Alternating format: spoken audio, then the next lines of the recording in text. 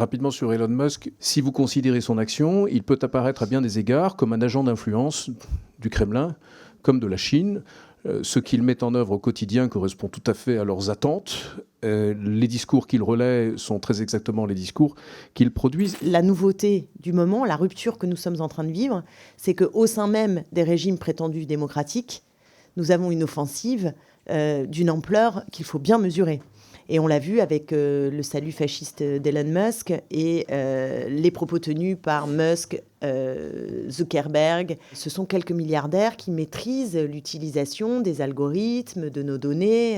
Et là, on est quand même face à un vent qui ne vient pas de Chine et de Russie, mais de ce qui est censé être, je mets beaucoup de guillemets, un partenaire. Rapidement sur Elon Musk, vous aurez remarqué qu'il a interféré par ses prises de position dans un certain nombre de processus démocratiques.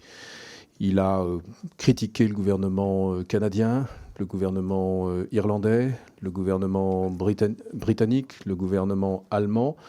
Vous ne l'avez pas entendu critiquer le gouvernement chinois. Vous ne l'avez pas non plus entendu critiquer le gouvernement russe. Je crois que sa propre liberté d'expression est limitée par ses intérêts, étant donné les investissements réalisés par des proches de Vladimir Poutine dans ses entreprises, et notamment dans le rachat de Twitter, qui a été de fait rendu possible par la contribution d'oligarques proches du Kremlin. Et je crois que sa liberté d'expression à l'égard de la Chine est limitée par ses intérêts économiques et industriels à la présence de ses usines. Et de fait, si vous considérez son action, il peut apparaître à bien des égards comme un agent d'influence du Kremlin, comme de la Chine.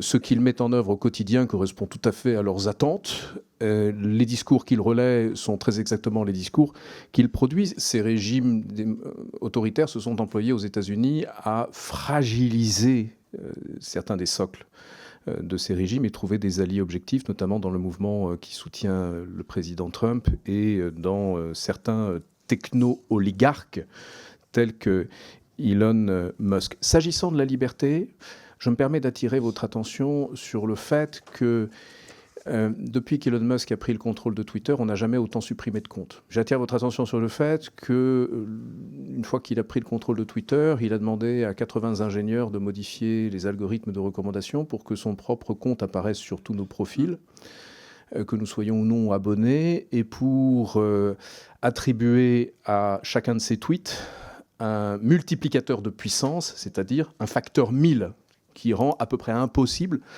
d'échapper à ces publications. De sorte que c'est une conception assez étrange de la liberté d'expression.